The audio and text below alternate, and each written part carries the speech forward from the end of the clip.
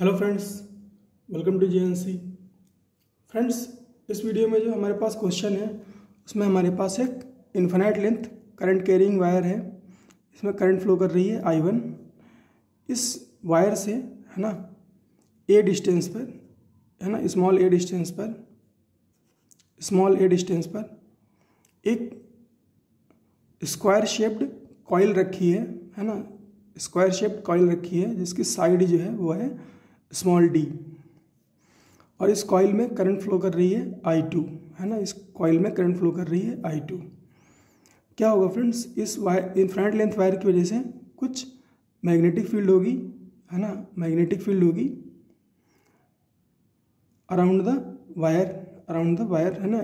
कुछ magnetic field होगी, तो उस मैग्नेटिक फील्ड की वजह से इस कॉइल पर कुछ फोर्स एक्ट करेगा। हमें उस फोर्स की वैल्यू और उसकी डायरेक्शन बतानी है। तो फ्रेंड्स, काफ़ी कुछ है डिस्कस करने के लिए इस क्वेश्चन में। तो पहले आप अपने से ट्राई कर लीजिए इस क्वेश्चन को, उसके बाद आ जाइए मेरे सॉल्यूशन पे।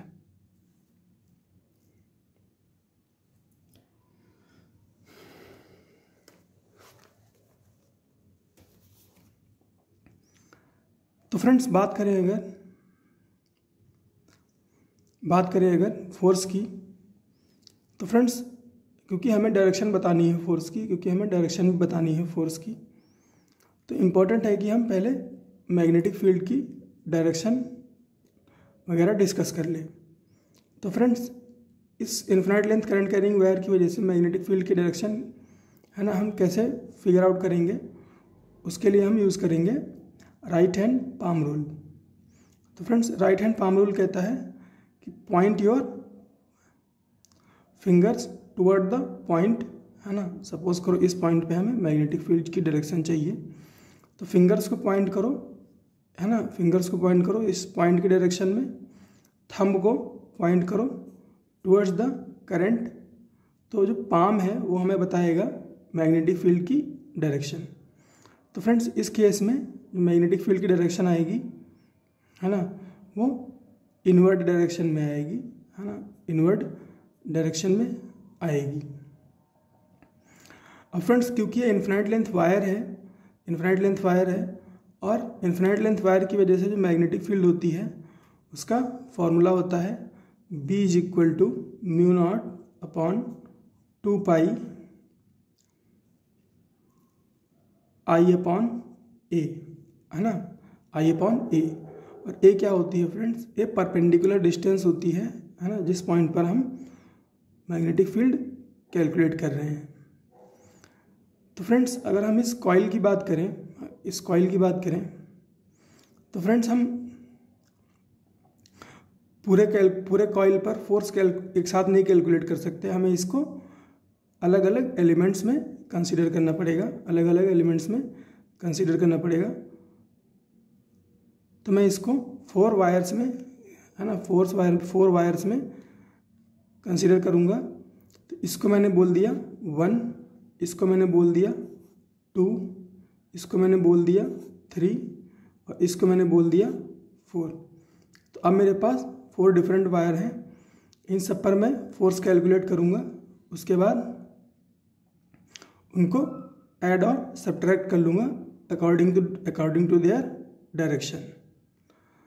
तो फ्रेंड्स, बात करें पहले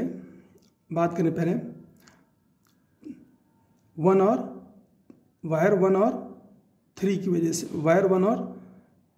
से। तो फ्रेंड्स, वायर 1 में देखो आप अगर, तो जो करंट फ्लो कर रही है ना, वो towards the infinite wire flow कर रही है। और मैग्नेटिक फील्ड कैसी है, मैग्नेटिक फील्ड है इनवर्ड। तो इस पर अगर हम फोर्स की डायरेक्शन को चेक करना चाहें तो हम उसके लिए क्या यूज़ करेंगे, उसके लिए भी हम right hand palm rule use करेंगे। तो friends, right hand palm rule से हम फोर्स कैसे कैलकुलेट करते हैं, हम फिंगर्स को पॉइंट करते हैं टुवर्ड्स द फील्ड। तो इस केस में फील्ड कैसी है, इनवर्ड। तो फिंगर्स को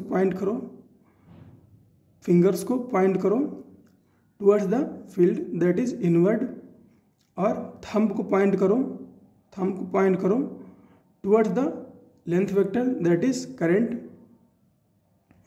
तो पाम हमें बताएगा मैग्नेटिक फोर्स की, है ना, मैग्नेटिक फोर्स की डायरेक्शन। तो इस केस में आप चेक करो तो आपको मैग्नेटिक फोर्स जो लग रहा है उसकी डायरेक्शन मिलेगी, है ना, डाउनवर्ड, नीचे की तरफ, है ना, ये डायरेक्शन मिलेगी नीचे की तरफ।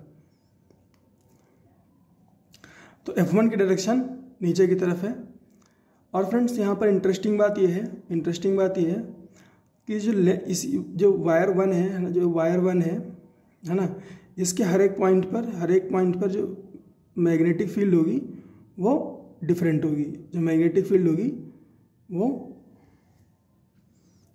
डिफरेंट होगी। इसी तरह से वायर 3 की बात करो, अगर वायर 3 की बात करो तो इस पर किस फोर्स की डायरेक्शन कैसी होगी?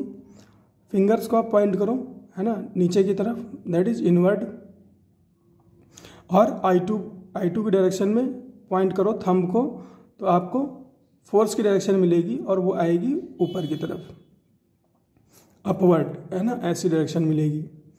वो भी राइट हैंड पाम रूल से हो गया।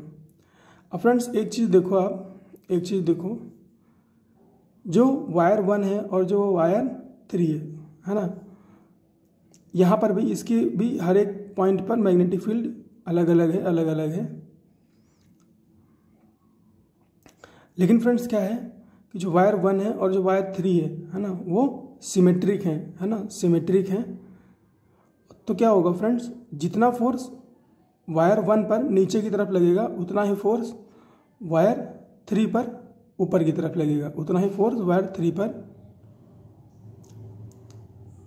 लगेगा,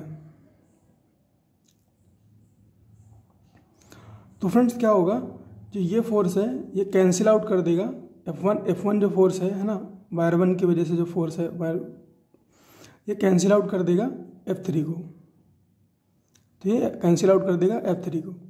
अब अपने को कैलकुलेट करना है F2 और F4 को, तो पहले F2 को कैलकुलेट कर लेते हैं। तो F2 में वायर 4 में फ्रेंड्स थोड़ा नेमिंग में कंफ्यूजन हो गया है, ये 4 है और ये 2 है, तो फ्रेंड्स वायर 2 में अगर बात करें, है ना, तो करंट फ्लो कर रही है ऊपर की तरफ, और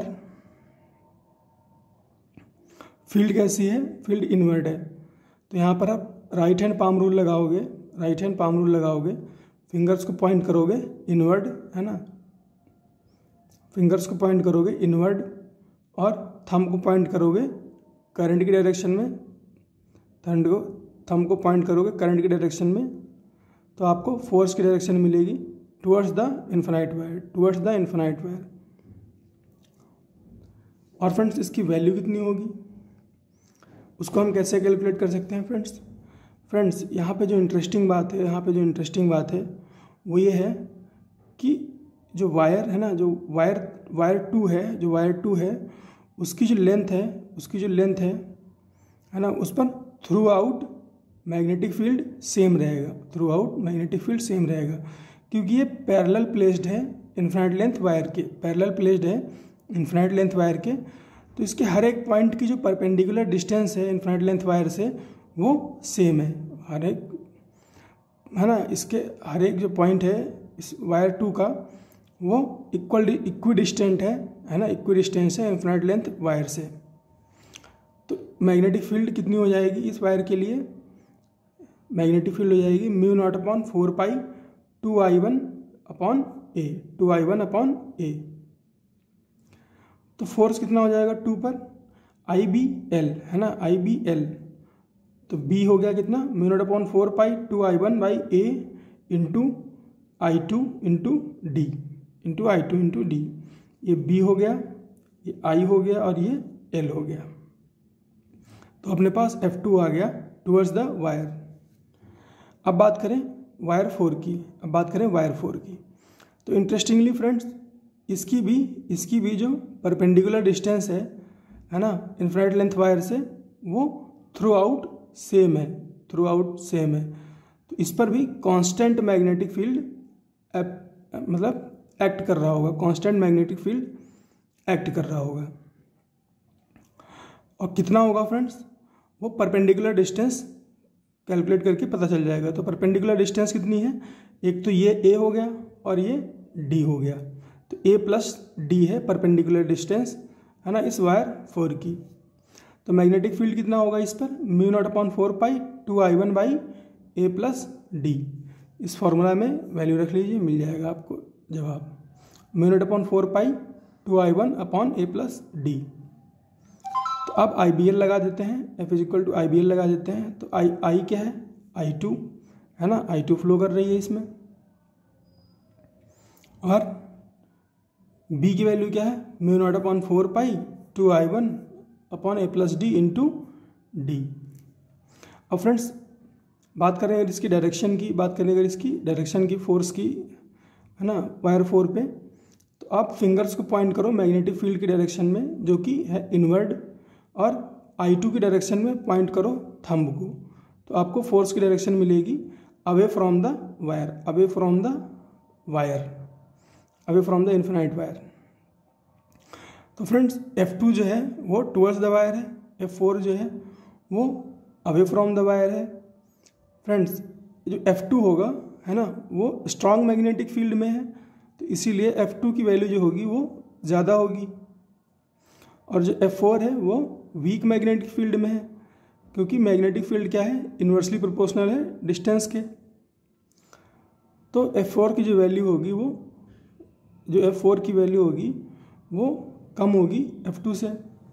तो नेट फोर्स कैलकुलेशन में हम क्या करेंगे, F net is equal to F2 minus F4 कर देंगे, और जो डायरेक्शन आएगी नेट फोर्स की वो आएगी टुवर्ड्स द वायर।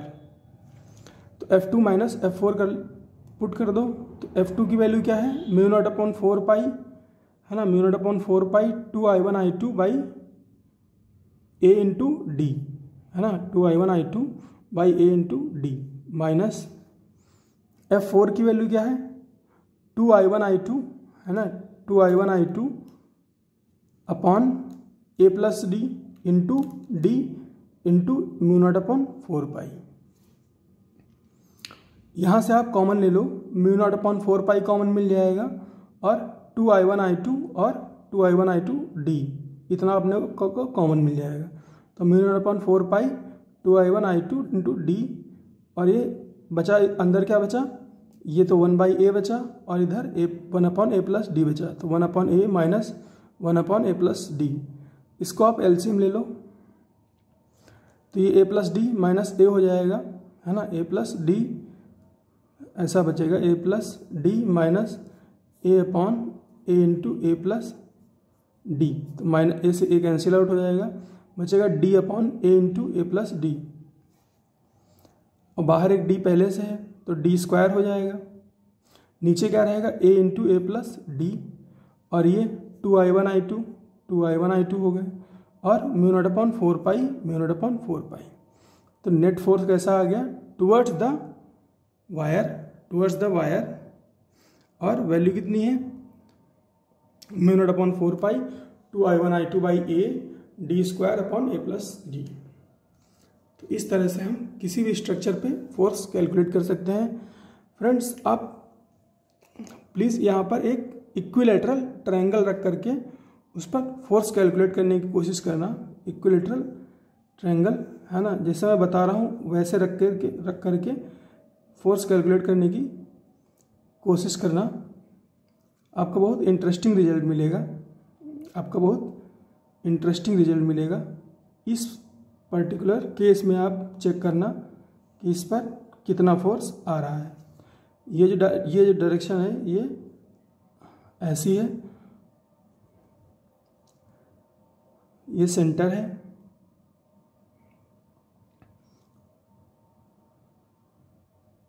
सेंटर से डिस्टेंस कितनी है a, और ये इक्विलैटरल ट्रायंगल है, इसकी साइड जो है वो क्या है डी है, इसमें करंट I फ्लो कर रही है I1, इसमें करंट I2 फ्लो कर रही है। तो बताना है फोर्स, है ना, फोर्स को बताना है और उसकी डायरेक्शन बतानी है।